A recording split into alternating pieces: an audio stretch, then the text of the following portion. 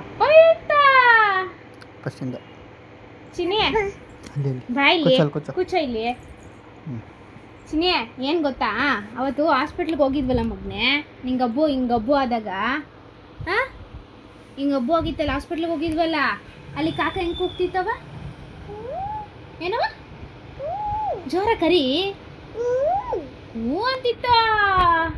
ಅದು ಹಾಸ್ಪಿಟ್ಲ್ ಅಂತ ಯಾರು ಹೇಳಿದ್ ನಿಂಗೆ? ಯಾರವ ಹೇಳಿದ ಹಾಸ್ಪಿಟ್ಲ್ ಅಂತ? ಹ್ಞೂ ಸರಿ, ಅದು ಹಾಸ್ಪಿಟ್ಲ್ ಅಂತ ನಿಂಗೆ ಯಾರು ಹೇಳ್ಕೊಟ್ಟಿದ್ದು? ಅಪ್ಪ ಹೇಳ್ಕೊಡ್ತಾ. ನಿಂಗೆ ಯಾರು ಇಷ್ಟ ಮಗನೆ? ತಾತ ಇಷ್ಟನಾ? ನೀನು ಯಾರ ಮಗಳು? ಯಾರ ಮಗಳು ನೀನು? ಅಜ್ಜಿ ಮಗಳ?